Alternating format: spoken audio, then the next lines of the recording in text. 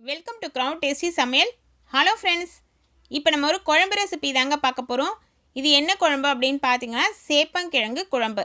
சேப்பங்கிழங்கு எப்படி வேக வைக்கிறது அப்படிங்கிறத ஆல்ரெடி நான் வீடியோ அப்லோட் பண்ணியிருக்கேன். அந்த வீடியோவோட லிங்க் டிஸ்கிரிப்ஷனில் கொடுக்குறேன், பார்க்காதவங்க அதை பார்த்துக்கோங்க.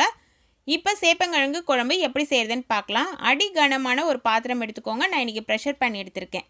அதில் தாளிக்கிறதுக்கு தேவையான அளவு எண்ணெய் விட்டுடலாம். தாளிக்க அப்படின்னா வதக்கிறதுக்கு தேவையான அளவு எண்ணெய் விட்டுட்டு அதில் ஒரு முழு பூண்டு இருக்கு இல்லைங்களா, அதை தோல் உரித்து அந்த பூண்டு பற்கள் இதனோட சேர்த்து வதக்கணும்.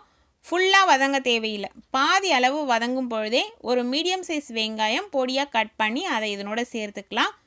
வெங்காயமும் வதங்கி வரட்டும். வெங்காயம் அதனோட கலர் லைட்டாக மாறி அந்த டிரான்ஸ்பரண்ட் கலர் வரும் பார்த்திங்களா, அந்த சமயத்தில் நல்லா பெரிய சைஸ் தக்காளி, பழுத்த தக்காளி பொடியாக கட் பண்ணி அதையும் இதனோட சேர்த்து வதக்கணும். தக்காளி நல்லா குழைவாக வேகட்டும்.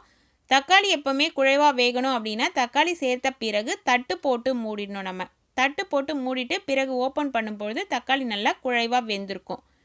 இப்போ பார்த்திங்கன்னா தக்காளி குழைவாக வெந்திருக்கு. ஒரு 2 நிமிஷத்துக்கெல்லாம் தக்காளி குழைவாக வெந்துடும்.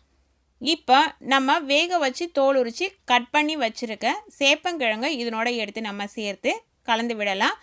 சேப்பங்கிழங்கு சேர்த்து எண்ணெயோடு நல்லா கலந்து வரணும். கலந்து வந்த பிறகு இதில் தேவையான அளவு தண்ணி விட்டுக்கலாம்.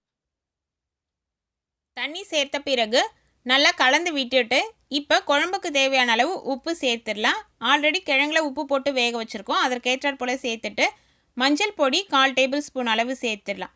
மஞ்சள் பொடி சேர்த்த பிறகு குழம்புக்கு தேவையான அளவு காரத்துக்கு மிளகாய்த்தூள் சேர்க்கணும். குழம்பு மிளகாய்த்தூள் 4லேருந்து 5 டேபிள் ஸ்பூன் அளவு குழம்பு மிளகாய்த்தூள் சேர்த்திங்கன்னா கரெக்டாக இருக்கும். சேர்த்து இது எல்லாமே கலந்து விடுங்க. அப்போ தான் உப்பு காரம் எல்லாமே அந்த கிழங்குல ஊறும். திரும்பவும் ஒரு தட்டு போட்டு மூடி ஒரு 3 நிமிஷத்துக்கு மீடியம் ஃப்ளேமில் வச்சுருங்க. அப்போ அந்த உப்பு காரம் எல்லாமே கிழங்குல ஊறி இருக்கும், தண்ணியும் கொஞ்சம் சுருங்கி இருக்கும்.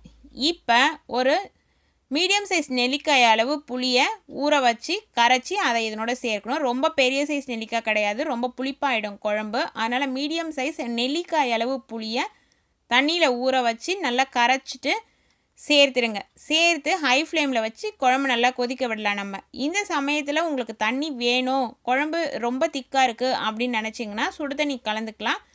கலந்து குழம்போட திக்னஸ் பார்த்து தண்ணியை நீங்கள் நிறுத்திக்கோங்க. இது சேர்த்த பிறகு ஒரு 5 நிமிஷத்துக்கு ஹை ஃப்ளேமில் கொதிக்கட்டும். 3லேருந்து 5 நிமிஷம் வரைக்கும் கொதிச்சதுன்னா குழம்புல அந்த பச்சை வாசனை எல்லாமே போயிடும். அதற்கு அடுத்தது தாளிக்கிற பேன் வச்சு எண்ணெய் 2 டேபிள் ஸ்பூன் விட்டு 1 டேபிள் ஸ்பூன் அளவு கடுகு ஜீரகம் தாளிச்சிட்டு கடுகு ஜீரகம் பொரிஞ்ச பிறகு 2 இனுக்கு கருவேப்பிலை உருவி அதனோட சேர்த்து அதுவும் நல்லா பொரிஞ்ச பிறகு இந்த தாளிப்பை எடுத்து குழம்புல சேர்த்துடலாம். இப்போ நம்மளோட சேப்பங்கிழங்கு குழம்பு ரெடி ஆகிடுச்சுங்க. ரொம்பவே சூப்பராக இருக்கும் இந்த சேப்பங்கிழங்கு குழம்பு. நீங்களும் உங்கள் வீட்டில் ட்ரை பண்ணி பாருங்கள். சேப்பங்கிழங்கு நம்ம உணவில் சேர்த்துக்கிறதுனால நம்ம உடம்புக்கு அவ்வளவு சத்துக்கள் இருக்குது, அவ்வளோ நன்மைகள் கிடைக்குது. அதனால் அதனோட குழகுழப்பு வழவழப்பான தன்மைக்காக நிறைய பேர் இதை அவாய்ட் பண்ணுவாங்க. அப்படி அவாய்ட் பண்ணாமல் நம்ம உணவில் சேப்பங்கிழங்கு நம்ம அவசியமாக சேர்த்துக்கணும். Thank you friends.